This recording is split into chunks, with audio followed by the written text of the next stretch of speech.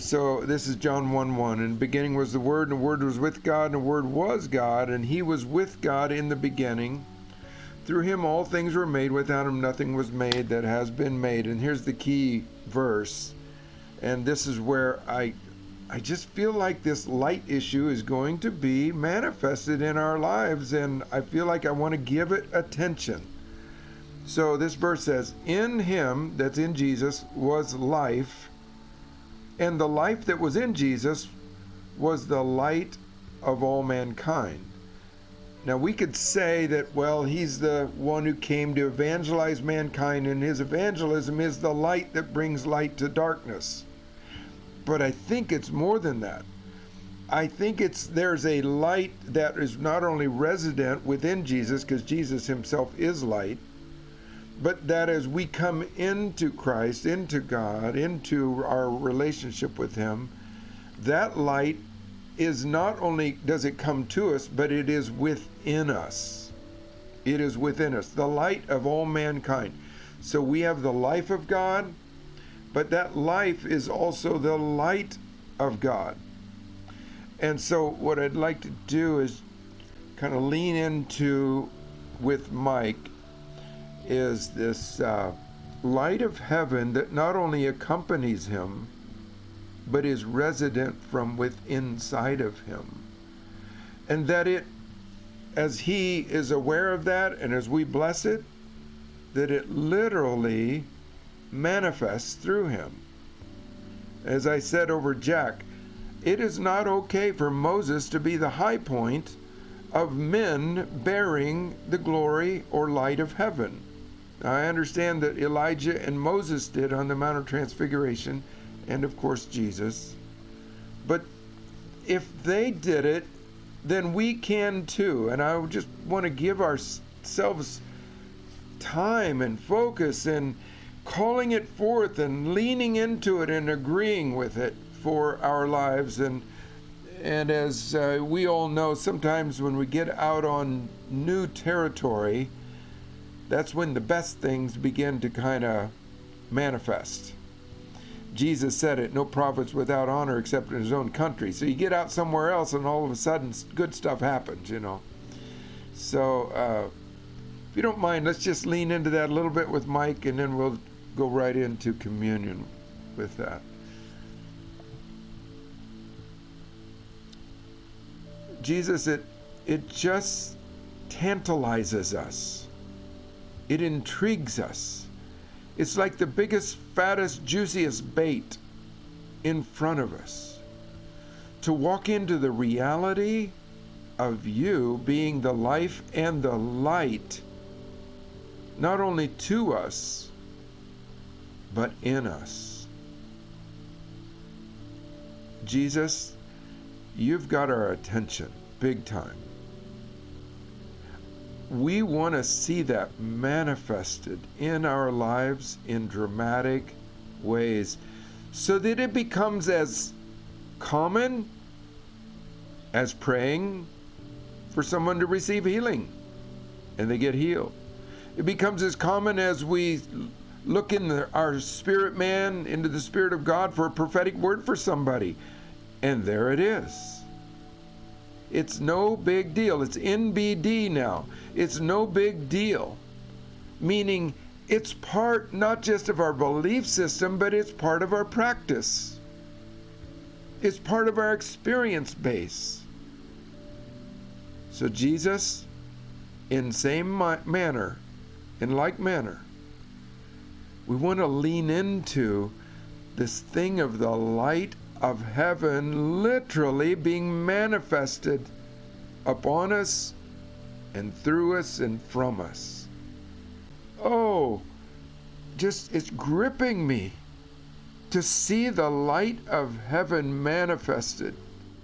Lord, the kingdom of heaven, the curtains of the temporal realm would be pulled back. The temporal realm curtains be pulled back, and the heavenly realities manifested in dramatic ways. May the realities of heaven be manifested in the same way in earthly places. probably most of us have listened to John Paul Jackson, who was preaching and just doing kind of his normal teaching about the presence of God. And when he came to the point about talking about light, there were 300 or 400 people in the congregation, and light entities, light beams begin traversing across the congregation in such a way that everybody gasped. It goes, ah! And you can hear a whole crowd doing this. And so it just continues. And he kind of just stops and let's just watch the wonder. It's very infectious. It's very captivating. And he's as mystified as everybody else is, because at that point, I don't think he had seen that before. And the people continued. It's over there. It's just, you could hear their gasping. And I believe that it's going to be attending you and I more and more and more. The light of heaven, and I love it, Jeff. It says every good, perfect gift comes from the Father of lights. That means that we're light. He's our Father, and we're lights, and then we have the light, other lights of heaven participating with us. And so, I just kind of don't want to pray for normal stuff anymore. I want to go after the stuff that's our inheritance. And it takes some contending, and we have to press beyond kind of our normal vocabulary and normal faith levels. But I want to call those into being. Let's do a prophetic symbolism again from Paul. He said was it the angels have their hands out and they open their hand up? So you and I are light beings. Jesus called us the light of the world. You are the light of the world, he said. And just as a prophetic symbolism, let's do that over Mike and just kind of release the light of heaven, not only to him and through him, but in the context, in the rooms. Ready? Here we go. Here we go, Mike. Mike, here comes the light of heaven. Out of our spirit man, from the Spirit of God, to your spirit, added to the light that you already carry, to be manifested in the rooms or contexts, environments of where you are. Here you go, Mike. Let the light shine. Jesus, thank you for your body, the bread of life. And we today take it in wonderful, grateful remembrance of you not only allowing your body to be broken, but then bringing your body back together, all the broken pieces now represented in us being brought together, and being brought into a whole, a completeness, even as Ephesians talks about growing up, the body's growing up in all things, even unto the head. Oh, Jesus, it feels good to find the body coming together and growing together. Thank you so very much. For many, many, many reasons, Jesus, we receive your body today. Thank you very much.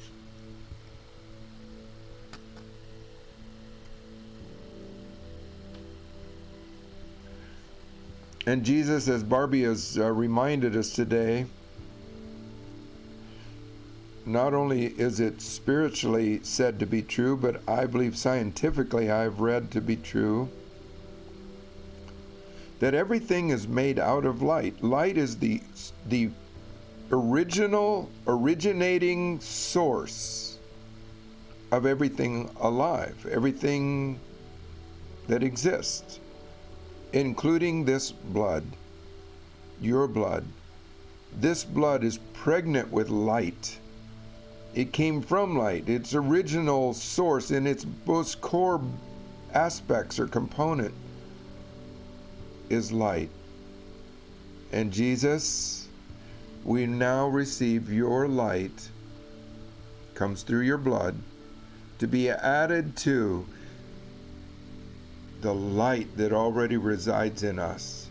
Jesus, there will be a day, a tipping point, Lord, when the light through this blood and the light that comes through our intimacy with you overcomes the temporal curtains of physical resistance, and light will burst out forth from us. And Isaiah 60 will be true not just figuratively, but it will be true literally. Arise, shine, for your light has come. Jesus, we receive your light right now with that kind of expectation. It's going to happen among us and in us and to each of us, Lord. This is our allotment. This is our portion. This is our bread. This is our inheritance. Thank you, Jesus. Oh, you guys. I love being with you. I love our explorations together, growing together. Thank you for the light that resides in you and sharing your light with each of us. It's precious, it's vital, very meaningful. May your light increase and increase. Today I've been captivated, and you've heard me say a couple times, I've been captivated with this thought that the curtains of physics, of our physicality, will one of these days have to be pulled back, and the light that truly resides in us will be seen with temporal eyes and with spiritual eyes both. That's your inheritance. That's your bread. That's your allotment among many other wonderful things God has for us. So may it come to pass in us. Surprise the dickens out of it. If we got any dickens in us, it won't be in us anymore after that. There ain't going to be no more dickens.